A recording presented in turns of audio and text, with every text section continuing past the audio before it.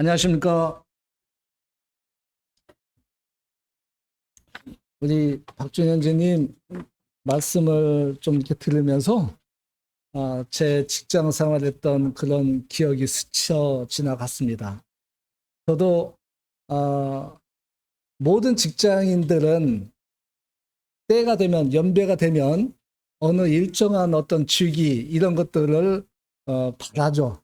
어, 그렇기 때문에 나름대로의 어떤 열심과 노력, 그런 것들을 추구하게 되는데, 저 역시 아, 승진 좀 해보려고, 어, 승진 좀 해보려고,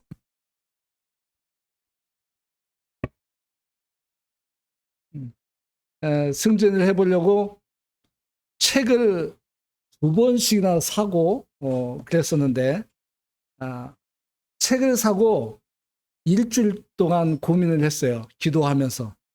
이 책을 열어서 시작을 할 것인가, 말 것인가.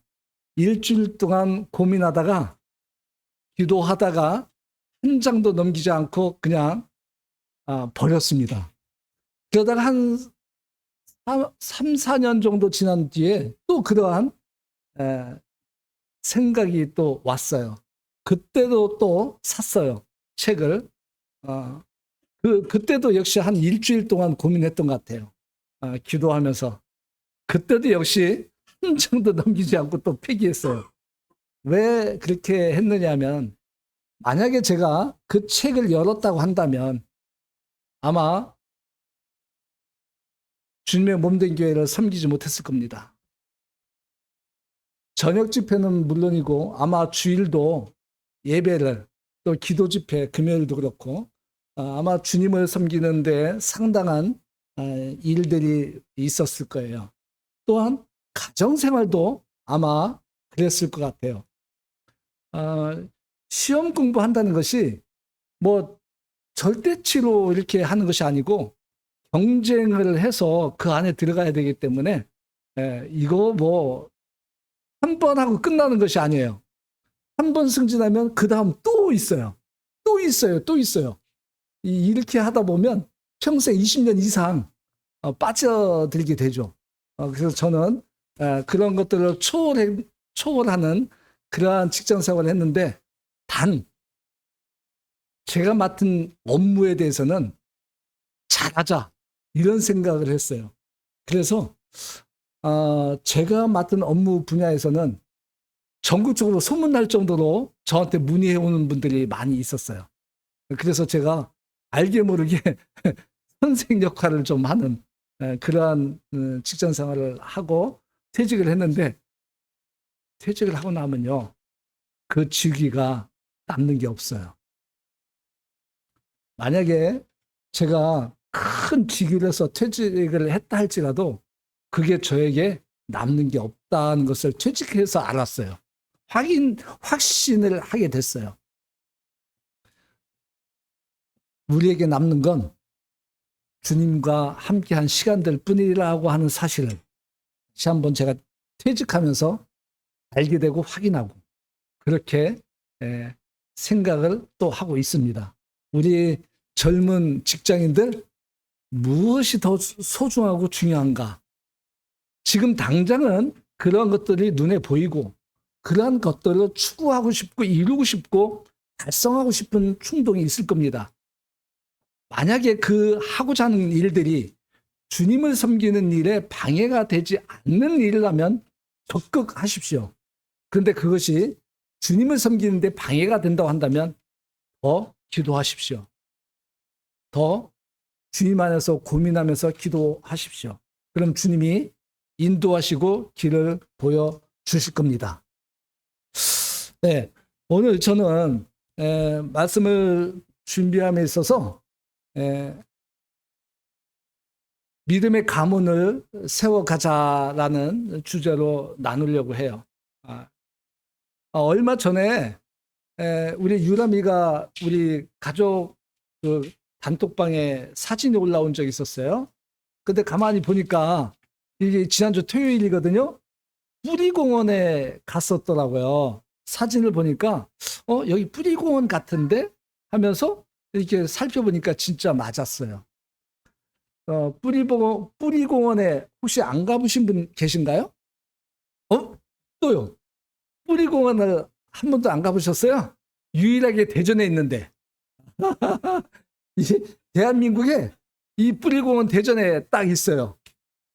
뿌리공원에 뭐가 있죠? 예. 이 성씨 조형물, 자기 뿌리를 찾아볼 수 있는 곳이에요. 그런데요, 이 가문의 영광이라고 하죠. 가문의 영광. 사람들이 이 구급 공무원에만 합격해도, 경찰 공무원에만 합격해도, 소방 공무원에만 합격해도 가문의 영광이라고 막 이렇게 참 좋아하죠. 예. 우리는 이 가문의 영광이라고 하는 이 말을 한번 새겨볼 필요가 있어요. 저는 아들과 딸 둘을 이렇게 낳고 키웠는데, 우리 아들과 딸을요, 왕가로 장가 보내고 시집 보냈습니다. 왕가의 자손에게. 무슨 말씀이시죠? 왕가의 자손 맞습니까? 왕가의 자손. 우리 태어난 족보 이야기가 아니고, 우리는 그리스도는 만왕의 왕이시잖아요. 그렇죠? 만왕의 왕이신 그리스도의 계보 안에 들어가 있기 때문에 왕가에 시집 보내고 장가 보낸 겁니다. 별로 아멘들 안 하시는 것 같아요. 저는 최근에 말씀을 시작하기 전에 이 말씀을 먼저 하고 본문으로 들어갑니다. 네, 뭐냐면 주님의 몸된 교회, 성령의 하나됨을 힘써 지키자. 하나됨을 힘써 지키자. 이 말씀은 에베소서 4장 이렇게 나와 있어요. 제가 좀 읽어드릴게요. 그냥 찾지 마시고요. 4장 2절, 모든 겸손과 온유로 하고 오래 참음으로 사랑 가운데서 서로 용납하고 평안에 매는 줄로 성령이 하나 되게 하신 것을 힘써 지키라. 이렇게 에베소서에 나와 있고요. 또 이 성령이 하나됨을 힘써 지켜야 한다고 하면은 모이기에 힘쓰는 성도가 되어야 한다, 이런 생각을 가지고 있어요. 모이기를 힘써 지켜야 하자, 지키자. 그것은 히브리서 10장 24절에 서로 돌아보아 사랑과 선행을 격려하며 모이기를 피하는 어떤 사람들의 습관과 같이 하지 말고 오직 권하여 그날이 가까움을 볼수록 더 그리하자. 모임에 힘쓰는 성도가 되자. 또 그것만이 아니고 그렇게 모이면 화평해야 된다는 것이죠. 그래서 화평하는 자가 되어야 합니다.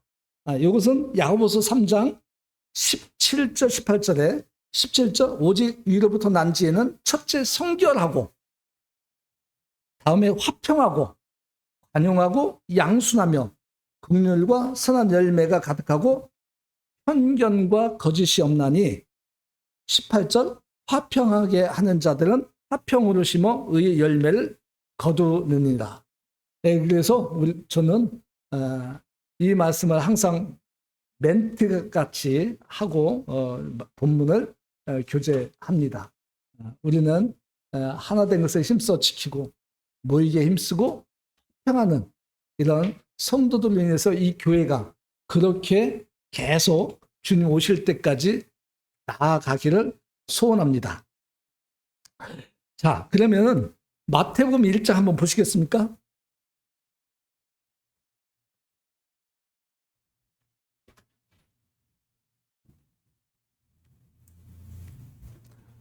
마태복음 1장 1절부터 제가 좀 읽도록 하겠습니다. 아브라함과 다윗의 자손 예수 그리스도의 계보라. 아브라함이 이삭을 낳고 이삭은 야곱을 낳고 야곱은 유다와 그의 형제들을 낳고 유다는 다말에게서 베레스와 세라를 낳고 베레스는 헤스론을 낳고 헤스론은 람을 낳고 람은 아미나답을 낳고 아미나답은 나손을 낳고 나손은 살몬을 낳고 5절 살몬은 라합에게서 보아스를 낳고 보아스는 룻에게서 오벳을 낳고 오벳은 이새를 낳고 6절 이새는 다윗 왕을 낳으니라. 다윗은 우리아의 아내에게서 솔로몬을 낳고 여기까지 읽었습니다. 그리고 16절 한번 더 읽겠습니다. 야곱은 마리아의 남편 요셉을 낳았으니 마리아에게서 그리스도라 칭하는 예수가 나시니라.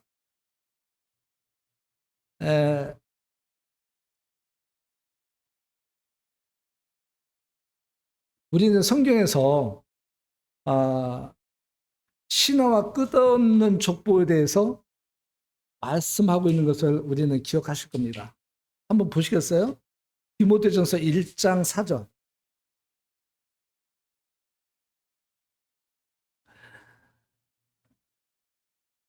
디모데전서 1장 4절을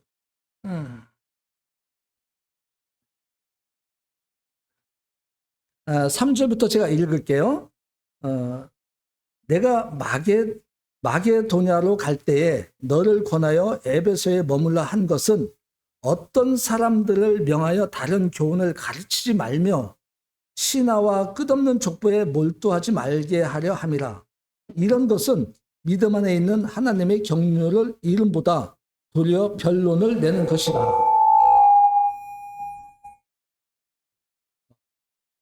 아우, 포인트를 딱 주네요.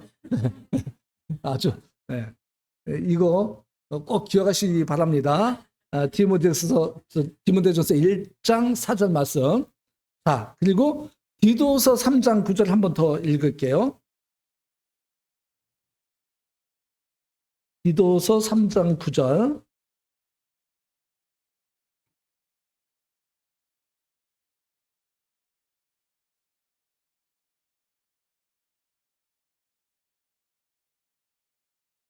그러나 어리석은 변론과 족보 이야기와 분쟁과 율법에 대한 다툼은 피하라. 이것은 무익한 것이 헛된 것이라. 우리는 족보 이야기를 가끔 하죠. 안 하신 분들이 있나요? 하죠. 혹시 왕가의 자손이 있습니까? 진짜 혈통으로. 전주희 씨예요? 왕가의 혈통 또 없습니까? 만약에 이씨 조선이 없었다고 한다면 왕가 혈통 아니죠. 성공했으니까 왕가의 혈통이 된 거죠. 혹시 가문 이렇게 검색을 해보셨나요? 그 조선시대 이전에 어떠한 신분이었는지 아마도 자기 가문에 대해서 자세히 이렇게 공부하신 분들은 흔치 않을 거예요. 그런데 우리는 가끔 이 가문에 대해서 이야기를 합니다. 이 성경에서는 이렇게 이 신화와 끝없는 족보에 대해서 우리는 서로 이런 거 원하지 말라고 말씀하시는데 조금의 모순이 있는 것 같잖아요. 신약성경 첫 구절이 족보 이야기예요. 그렇죠. 아브라함과 다윗의 자손, 예수 그리스도의 계보라. 이게 족보를 시작하고 있어요. 계보는 족보라고 표현할 수 있는 거예요. 예. 좀 모순이 있는 것 같죠? 하나님은 모순의 하나님이신가요? 아니에요. 우리에게 왜 족보 이야기를 하지 말라고, 논하지 말라고, 무익한 거라고 하시면서 왜 족보 이야기를 신약성경의 첫 구절부터 족보로 이렇게 시작하고 계신가? 우리는 한번 살펴보기를 바랍니다. 혹시 주님의 제자들 중에 가문이 제일 좋고 학벌이 제일 좋은 그런 제자 누군지 기억하십니까? 마태였나요? 주님의 제자 중에. 로마서 11장 1절 한번 보실래요?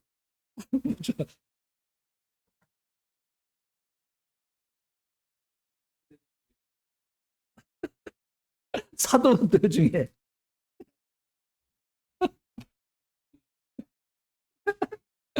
자, 로마서 11장 1절.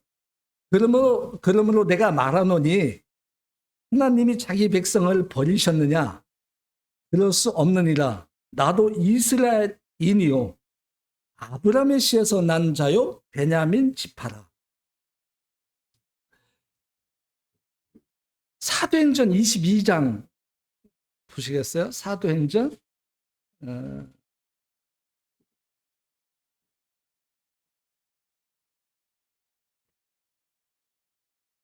22장 3절.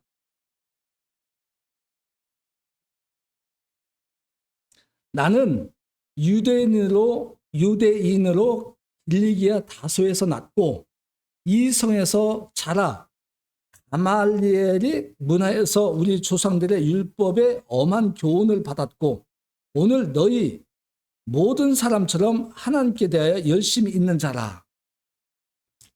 가문 좋고 문벌 좋은 사람. 예, 우리는 사도 바울을 여기서 빼놓을 수가 없죠. 당대 최고의 바리새파 율법 선생인 가말리엘의 문화생이라고 이걸 소개하고 있어요. 오늘날 같으면 아마 서울대 정도는 되지 않을까. 아마도 대한민국에서 서울대보다 더 이제 뭐 좋은 학교가 있다고 한다면 아마 그렇게 될 겁니다. 이렇게 사도 바울은 이런 사람이었어요. 근데 그러한 모든 그 문벌 좋고 학벌 좋고 자기의 그런 모든 스펙을 다 버린 사람입니다. 무엇 때문에요? 복음 때문에. 하나님의 사람으로 불림을 받은 뒤에 이렇게 변한 사람 중에 하나가 사도 바울입니다. 우리는 그리스도의 계보에 대해서 공부할 필요가 있어요. 왜냐하면 거기서 우리에게 말씀하시고자 하는 그런 것들이 있기 때문이에요. 만약에 말씀하신 대로 신화와 이 족보에 상념하지 말라고 하는 이런 것들에 신경 쓰지 말라고 하신 말씀대로라고 할 것 같으면 이 신약성의 첫 구절부터 이 계보라고 하는 것들을 언급하지 않으셨을 거예요. 그러나 필요하시기 때문에 우리에게 이 계보를 우리에게 기록으로 남겨주시고 여기에서 우리에게 하시고자 하시는 말씀들이 있기 때문이라고 하는 거죠. 네. 특히 이 1장 이 계보를 보게 되면은 대부분의 우리 족보를 보시면 이 가문의 족보를 보면 여자들의 이름이 올라가 있나요? 족보에? 여자들의 이름이 올라간 거 보셨나요? 족보에? 저는 왜 여자들을 왜 이름을 그렇게 올리지 않았나 이러한 좀 궁금증이 없지 않아 있어요. 그런데 그 말은 맞아요. 왜냐하면 모든 생명은 씨로 인해서 이어지기 때문에 그렇습니다. 씨로 이어지기 때문에. 그래서 여자들은 이름이 올라가지 않고 그냥 김씨 뭐 이렇게 성만 좀 이렇게 올라가는 그런 경우가 있어요. 우리 이 계보에서도 보면 대부분의 누가 누구를 낳고 보면 대부분의 남자들이에요. 남자들의 계보를 계속 남자들이 낳고 이렇게 표현하고 있어요. 그런데 마태복음 그리스도의 계보에 보면은 여자들의 이름이 나와요. 여자들의 이름이. 그 중에 누가 나오죠? 한번 여기에 방금 읽은 것 중에 다만, 그 다음에 라합, 기생 라합, 또 룻, 순서대로 룻, 네. 그 다음에 밧세바. 밧세바라고 이름이 없죠. 그렇죠? 우리의 아내로 나오죠. 네. 그리고 마지막에 마리아. 여기 마태복음에서는 5명의 여자가 등장을 합니다. 자, 창세기 5장 1절 한번 보시겠어요?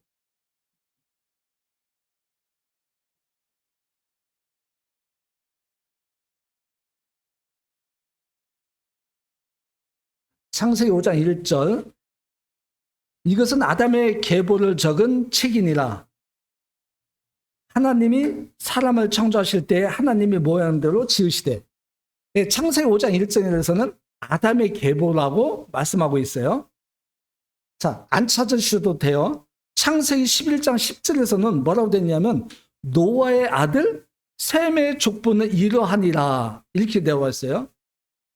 노아의 아들 셈의 족보.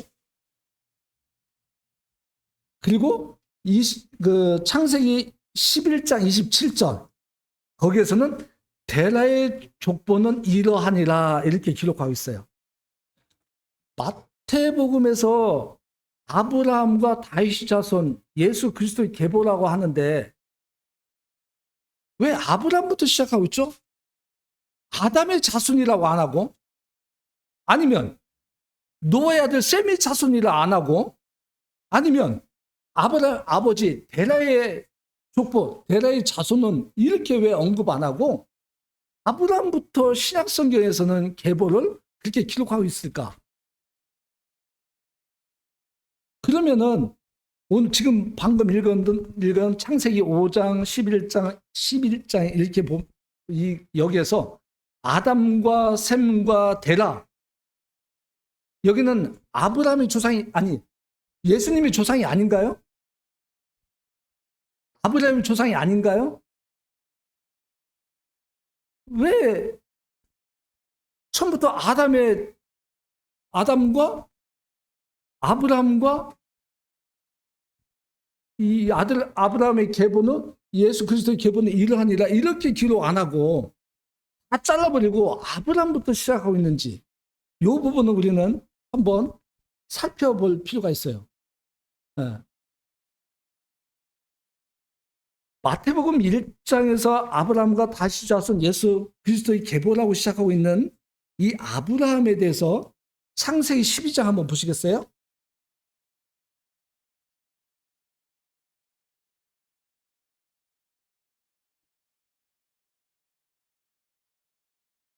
(12장 1절) 여호와께서 아브라함에게 이르시되 너는 너의 고향과 친척과 아버지의 집을 떠나 내가 내게 보여줄 땅으로 가라.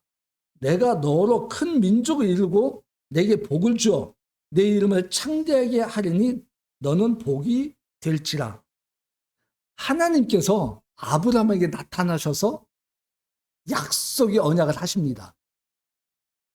그 이전에 선조들에게는, 조상들에게는 이런 약속을 안 하셨어요. 아브라함에게 나타나셔서 하나님이 약속의 언약을 하신 거예요. 그래서 하나님께서 이 약속 언약을 하셨기 때문에 그 이후로 그리스도의 계보를 할 때 아브라함부터 약속의 언약의 계보를 하나님께서 우리에게 말씀하시기 때문에 마태복음 신약성경에서 시작할 때 이 계보는 아브라함부터 시작하고 있다는 거죠. 또 이 중간에 보면은 이새는 다윗을 낳고 하면서 다윗 왕을 또 이렇게 언급하고 있거든요. 다윗을. 그 사무엘하 7장 보시겠어요? 사무엘하.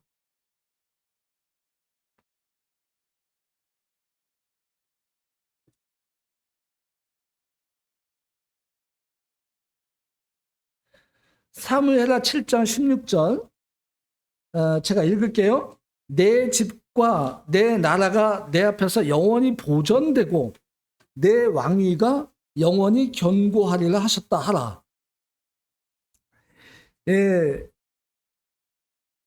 하나님께서 다윗에게 나타나셔서 영원한 너의 왕조를 영원히 견고하게 하리라고 하는 약속을 하십니다. 그래서 이스라엘의 왕조 하면은 상징적으로 다윗 왕조로 이렇게 말씀을 해요. 이 사울 왕부터 시작한 이스라엘 왕들이 상당히 많이 있지만 이 왕들 중에 특별하게 하나님께서 내 왕조를 견고히 영원히 이렇게 약속하신 것은 다윗에게 했다는 거죠. 다윗 왕에게. 그래서 이스라엘 왕조하면 다윗 왕조다 이렇게 그냥 한마디로 표현할 수가 있는 거죠. 그래서 하나님 약속은 이렇게 약속과 언약으로 오늘날까지 우리에게 주시는 거예요.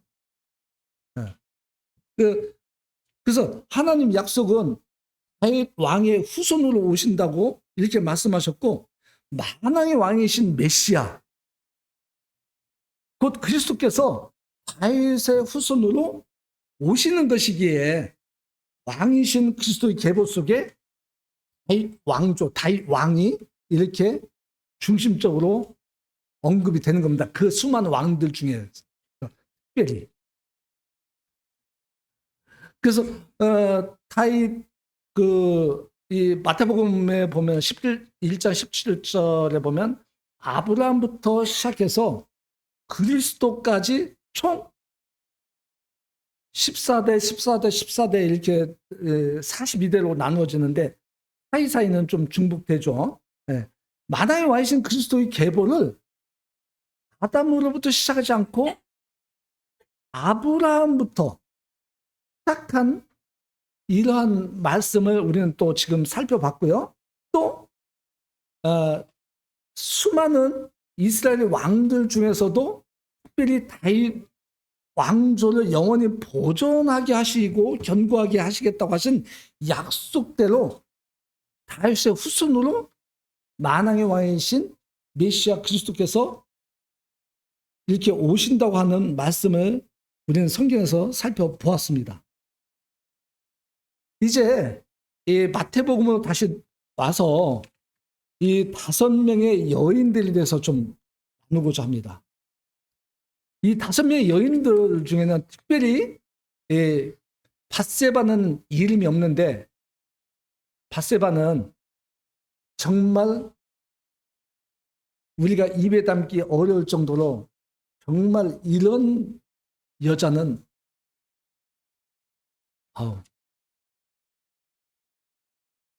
너무나 하나님이 보실 때도 이 밧세바는 이 계보에 올릴 수가 없었던 거예요. 이름을.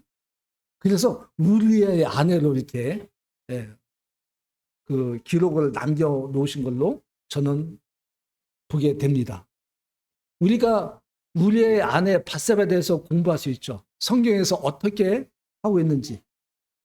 거기에는 치명적으로 다윗 왕의 실수와 다윗 왕의 그런 참 잘못된 점을 우리는 보게 되면서 교훈을 받을 수 있는 부분이 있죠. 그러나 이 앞으로 또 넘어가면 우리는 첫째 다말에 대해서 성경에서 너무나 많은 분량을 기록하고 있다는 거예요.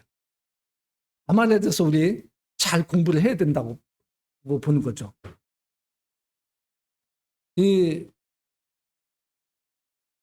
혹시 우리 형제님들 빼고요, 우리 자매님들 중에 혹시 이 그리스도의 계보에 이름까지 기록되어 있는 이 4명, 5명에 대한 여인들을 우리가 충분히 다들 아실 텐데 혹시 나는 이 계보에 올라와 있는 이 분을 롤모델로 삼겠다. 혹시 그런 분이 있나요? 이 5명 중에 다말, 라합, 룻, 밧세바 그리고 마리아는 좀 빼고요. 마리아는 동정녀 마리아니까 특별히 빼고 이 4명 중에 혹시 나는 성경에 그리스도의 계보를 기록된 이 여인들 정도로 나는 롤모델에서 나중에 나도 이렇게 이름을 좀 남기고 싶다. 이런 롤모델이 있나요? 룻. 룻도 참 안타까운 여인입니다.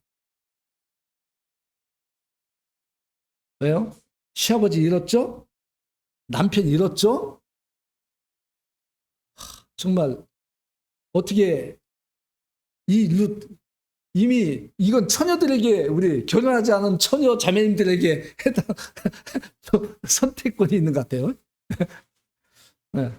어쨌거나 하나하나 보면요, 정말 우리가 살펴보면 좀 측은한 그런 여인들이에요. 다말을 한번 먼저 살펴볼게요. 다말. 신명기 25장 한번 볼게요. 신명기 25장 5절.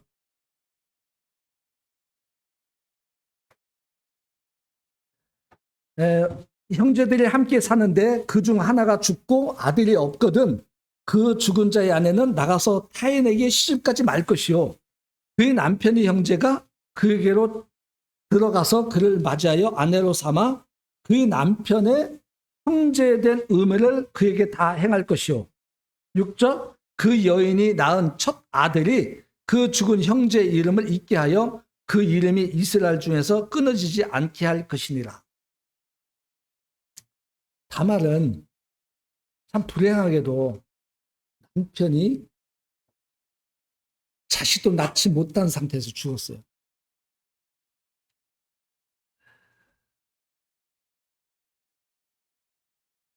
이 다말은 불행한 여인이죠. 근데 그 남편이 죽게 된 이유가 뭐예요? 남편이 왜 죽었죠? 하나님이 죽이셨어요. 행을 저질러서. 또 둘째 아들, 유다의 둘째 아들 오난을 이 말씀, 신명기 말씀대로 근거를 해서 이렇게 또 주었어요. 다말하고 형수하고 결혼시켰죠. 근데 이 둘째 아들 오난은 자기가 형수하고 결혼해서 낳은 아기는 내 씨가 된 게 아니고 형이 씨에 있게 되는 이런 것이 싫어서 거부를 했어요. 그래서 또 하나님이 이 악을 보시고 죽이는, 그래서 졸제 남편 둘을 잃은 불행한 여인이었어요. 그런데요, 유다는 이 신명기 말씀을 언제 주셨죠? 이 율법은 출애굽한 이후에 말씀을 주신 거잖아요. 근데 유다는 그 이전의 사람이잖아요. 그 이전에 이미 명문화된 명문법을 주시기 이전부터 하나님께서는 이 백성들에게 이 말씀들을 주셨다는 거예요. 다만 출애굽한 이후에 모세를 통해서 이 명문법을 주셔서 글로 남기시게 되는 것이고, 그 이전부터 이미 하나님께서 말씀들을 주셨다는 거죠. 그 증거가 이미 유다가 그렇게 했다는 거예요. 그것이 나중에 다말이 이 창녀로 변장을 해서 이 시아버지를 이렇게 유혹을 해서 거기서 임신하게 됐는데, 그때 그 친구가 그 며느리를 돌로 쳐 죽여야 되는, 왜요? 간음을 했기 때문에. 그 결과가 임신한 결과였기 때문에. 그랬을 때 뭐라고 했어요, 유다가? 그는 나보다 옳도다. 그는 나보다 옳도다라는 말씀이 뭐냐면 신명기 이 말씀을 알고 있었다는 거예요, 유다가. 그제서 기억을 한 거예요. 이것은 유다가요, 어떠한 이유에서인지 몰라도 그 형제들 떠나서 가나안으로 들어갔고, 가나안에서 가나안 여인을 맞이해서 결혼했고, 거기서 아들을 셋을 낳죠. 엘과 오난과 셀라. 이 세 아들을 낳는데 마지막 두 아들이 그렇게 죽은 이후에 셋째 아들을 그 며느리 다말에게 결혼시켜서 큰아들 엘의 대를 잇게 했어야 되는 거예요. 근데 유다는 그것을 어긴 거예요. 하나님 안에서. 하나님 말씀 몰랐다고 한다면 이해가 되지만 알고 있었다는 거죠, 유다는. 그런데요, 더 중요한 것은 우리가 여기서 명심할 것이 있어요. 큰 아들이 하나님 앞에서 악을 행하여 죽었다고 되어 있어요. 죽임을 당했다고. 어떤 악이었죠? 성경에 구체적으로 언급은 없어요. 그런데 하나님께서 도저히 더 이상 지켜볼 수 없어서 그 악행을 더 이상 참으실 수 없어서 죽였다라고 기록하고 있어요. 어떤 범죄였을까요? 유다는요, 왜 가나안으로 들어갔는지 우리는 알 수 없어요. 그 형제들과 어떠한 일이 있었는지 잘 모르겠어요. 왜? 성경의 기록이 구체적으로 없기 때문에. 근데 거기 가서 이방 여인, 가나안 여인과 결혼합니다. 그리고 거기서 아들을 낳아요. 셋이나. 이 아들은 하나님의 말씀을 가르치지 않았다는 거예요. 그러면 뭐예요? 가나안 땅에서 가나안 사람들과 어울려서 더불어서 함께 잘 살고 잘 먹고 잘 살았다는 거죠. 그러면서 아들들도 잘 먹고 잘 사는 거죠. 어떻게 해요? 그들이 섬기는 신을 함께 더불어서. 제가 분별은 그거예요. 하나님이 죽이실 정도였으면 우상을 섬긴 일 외에는 뭐가 있을까? 우상을 섬기고 우상에게 제사 지내고 우상을 더 섬긴 일 아니면은 하나님이 죽이실 일 뭐가 있을까? 이렇게 생각이 되어지더라고요. 우리는요, 하나님께서 우리에게 축복을 주셔서 복을 주셔서 장가가고 시집 갑니다. 그리고 하나님께서 상급으로 자식을 줘요. 이 자식을 낳게 되면 어떻게 키울 것인가? 하나님을 온전히 섬기게 하는 자식을 키울 것인가? 아니면 세상 사람들과 같이 세상 사람들이 좋아하는 그런 신들을 섬기며 살게 그렇게 놔둘 것인가? 우리는 명심해야 될 것입니다. 그 자식이요, 이렇게 당할 수 있어요. 하나님 말씀에 순종하지 않으면 불자들과 같이 죽임을 당할 수 있어요. 이거는 유다의 잘못입니다. 자식을 낳으면 뭐합니까? 그렇게 키워야죠. 하나님 말씀으로 사랑하게 그렇게 훈육하고 키워야죠. 그렇게 하지 않으면 이 자녀들이 커서 어떻게 됩니까? 하나님을 떠난 삶을 살게 되고 이 좋을 때를 살게 되고 그렇게 되면 어떻게 되겠습니까?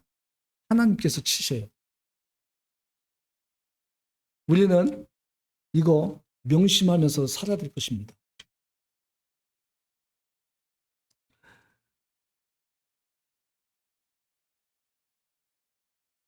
기생 라합을 한번 살펴보죠. 우리 성경에는 기생으로 표현되어 있는데 유일하게 이런저런 성경 다 찾아보니까 흠정역에서만 창녀로 기록하고 있어요. 그래서 저는 왜 기생으로 표현하고 창녀로 표현했는가? 라합을. 그래서 이렇게 저렇게 좀 찾아보니까 이 기생이라고 하는 창녀라고 하는 이 용어가 원어적으로 몸을 파는 여자 이런 의미를 담고 있다고 하는 거예요. 근데 우리말은 말을 순화시켜서 그냥 기생.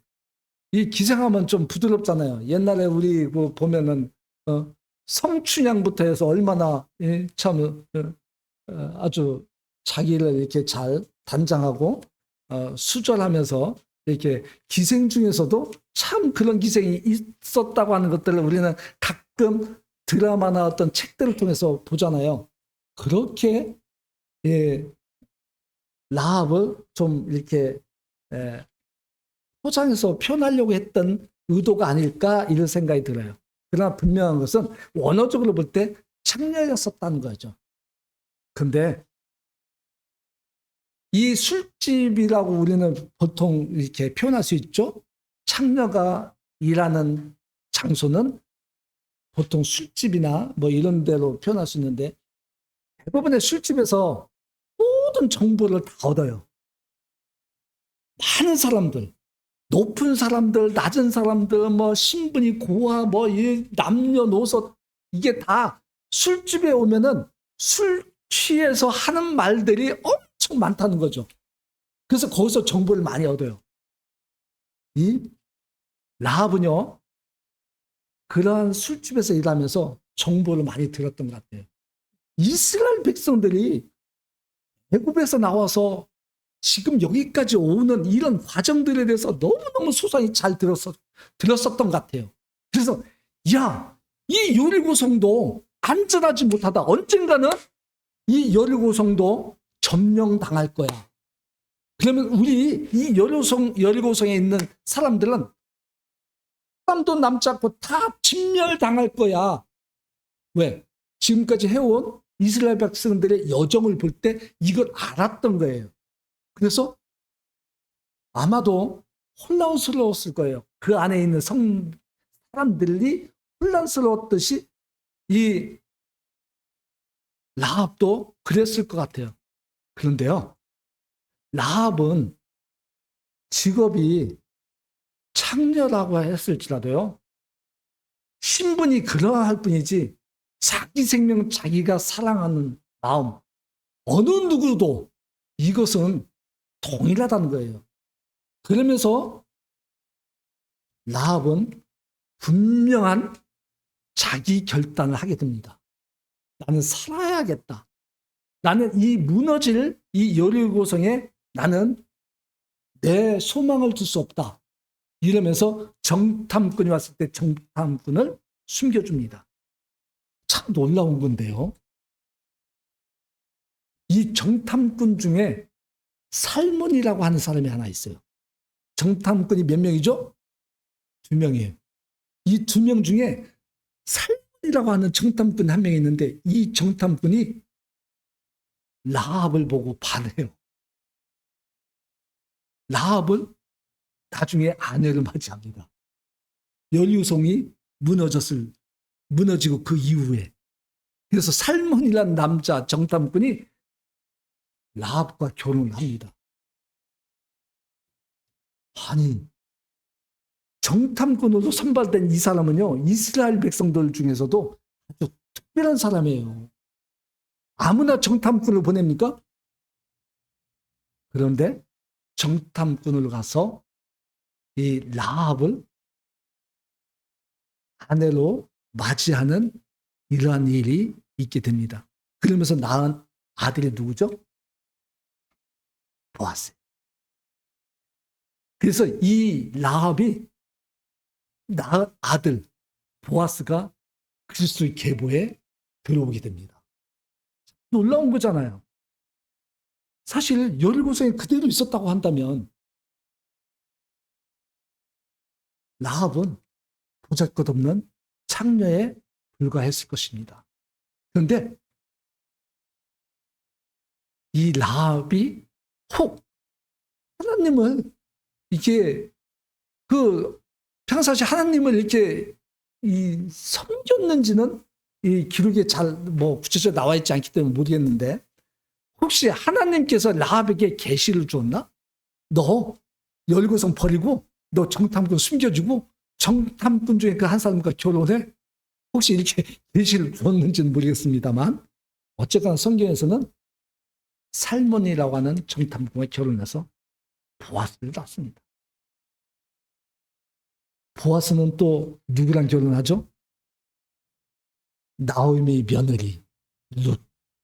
그 불행해 보였던 룻이 보아스의 아내가 됩니다.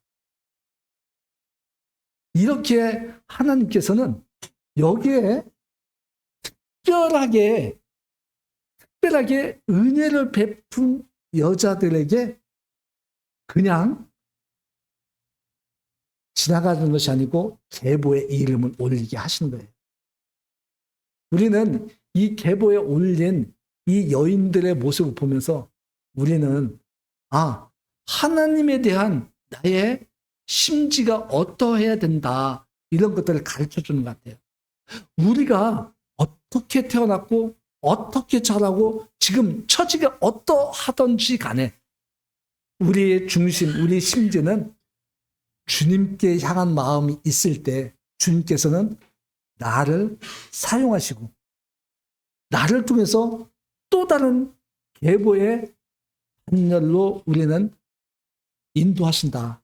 그 계보에 두신다.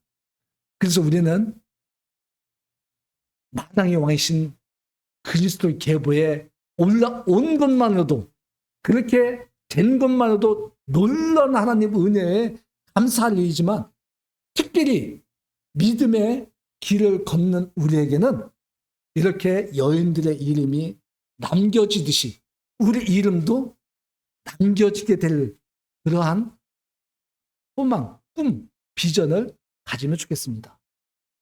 이 내돈교회의 역사, 이 내돈교회 계보, 우리 내돈교회 계보 어떻게 시작해서 누가 이 교회를 이렇게 지금까지 섬겨왔는지, 이것도 하나의 계보라고 말할 수 있어요. 이 교회 안에서 어떻게, 어떤 환경, 무슨 상황이든지 간에 주님을 정말 잘 분별의 삶을 살면서 의의를 지켜갈 수 있는 이러한 우리 내돈교회 성도들이 됐으면 좋겠습니다. 창녀가 아니면서 창녀처럼 변장한 다마, 그리고 자기 민족, 자기 나라를 배신하면서까지 정탐꾼을 숨겨주고 그 정탐꾼의 한 사람과 결혼한 라합, 자식도 없이 남편을 잃고도 시어머니를 따라서 이 하나님을 섬기게 되므로 그리스도 계보에 기록된 룻, 이 말은 좀 하기가 저는 좀 어렵습니다. 남편을 죽인, 또 남편은 전쟁터에 가 있는데 간음을 저지른 밧세바. 정말 밧세바는 제가 여기서 말을 하기가 조금 부담스럽습니다. 솔직히.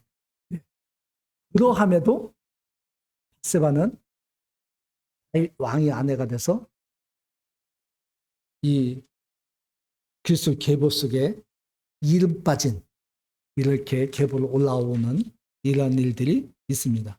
우리가 차후에 이 밧세바에서 더 우리가 공부하고 하나님의 어떠한 분별을 주신다고 하면 또 나눌 기회가 있을 것입니다. 또 동정녀 마리아, 이것은 정말 우리가 놀라우신 하나님의 섭리시죠. 우리가 이런 부분도 꼭 기회가 되면 함께 나누면서 주님을 찬양할 수 있는 이런 믿음의 삶을 우리가 살아가길 소원합니다. 오늘 말씀 여기까지 마치겠습니다. 감사합니다.